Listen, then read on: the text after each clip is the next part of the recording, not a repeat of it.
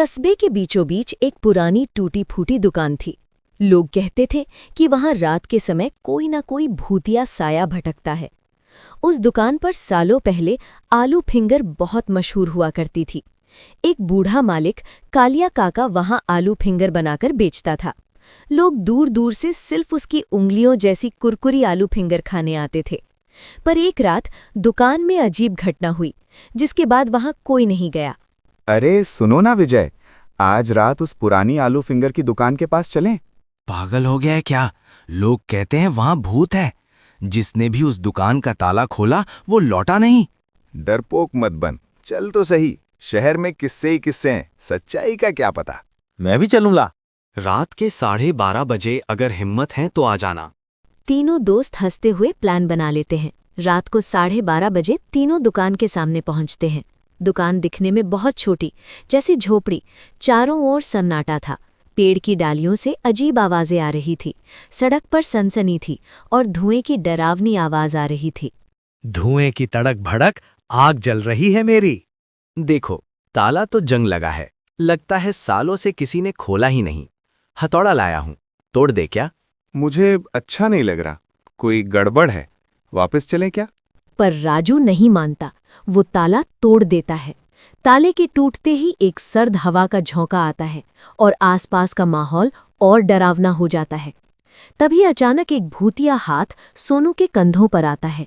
पर जैसे ही सोनू देखने के लिए पीछे मुड़ता है, हाथ हट जाता है। कौन कौन है यहाँ? क्या हुआ भैया? कुछ नहीं, ऐसा लगा कोई रोक रहा है। चलो यार, अब ड्रामे बंद करो तुम लोग। चौखट पर कदम रखने ही वाले होते हैं कि तभी अरे, अचानक हवा कैसे चल पड़ी? अभी तो सब शांत था, अब ताला खुल गया है। चलो अंदर।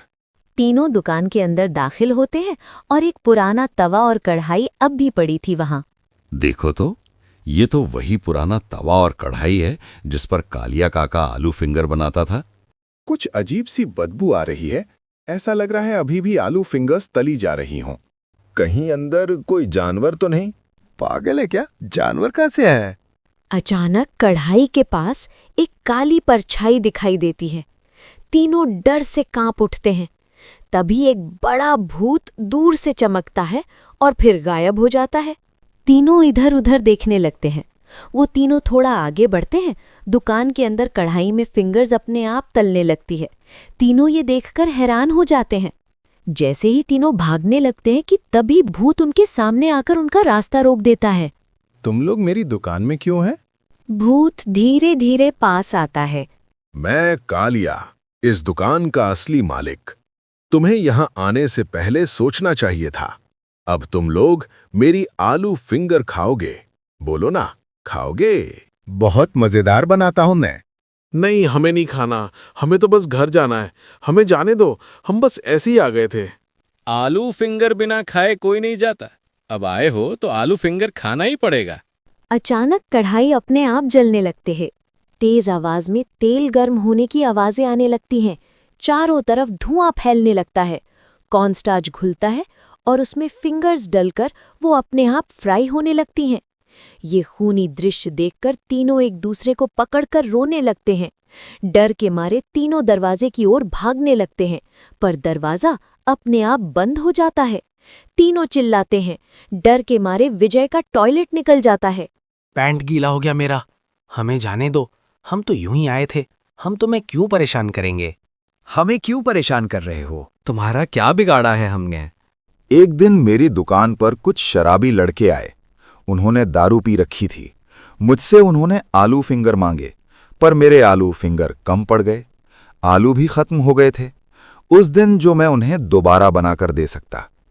उस दिन तो वो गाली गलौज करके चले गए, पर देर रात उन शराबियों ने मुझे दुकान में बरब, मैं एक भूत हूं, कोई मेरा कुछ नहीं बिगाड़ सकता। अब मैं आलू फिंगर के भूखे शिकार खोजता हूं और उनकी उंगलियों को तल के आलू फिंगर बनाता हूं। जब वो मेरे सामने तड़पते हैं, तब मेरी आत्मा को सुकून मिलता है। देखो, अपने चारों तरफ डरावना नजारा। विजय रोने लगता है और राजू को जिम्मेदार ठहराता है कि राजू, ये सब तेरी वजह से हुआ है। आप इसकी उंगलियां रख लो, हमें जाने दो। ताला इसने तोड़ा है, इसी को ज्यादा भूख लगी थी। अच्छा, और प्लान किसका था आलू फिंगर्स खाड़ी का? विजय राजू एक दूसरे से बहस करने लगते हैं। दोनों की किचकिच की आवाज भूत के कानों में सुई की तरह चुभने लगी और गुस्से में चिल्लाते हुए बोलता है, चुप, एकदम चुप। अब एक और आवाज आई तो उंगलियों के साथ तुम्हें भी एक कढ़ाई में तल दूंगा। देखो, भलाई इसी में है, हमें यहाँ से जाने दो, हम किसी को कुछ नहीं बताएंगे। हर वो शख्स जो मेरी दुकान का ताला तोड़ता है, उसकी उंगलियां मैं तलता हूं और अगले शिकार का इंतजार करता हूं। तीनों के पैरों तले जमीन खिसक जाती है। अबे छोड़ वो। अब बहुत देर हो चुकी है। अचानक एक मोटा रस्सी जैसा काला धुआं तीनों की तरफ बढ़ता है और उन्हें जकड़ लेता है। भगवान बचाओ, आज के बाद हम कभी किसी के घर का ताला नहीं तोड़ेंगे, बस आज बचा लो।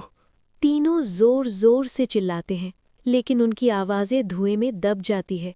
तीनों बेहोश हो जाते हैं। फिर अगली सुबह गांव वाले सुनते हैं कि रात को किसी ने फिर उस दुकान का ताला तोड़ा।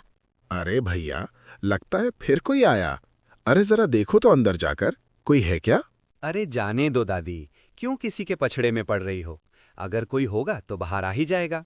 चुप कर मुनीम, क्यों किसी की जान जाए फालतू में। देखता हूँ जाकर।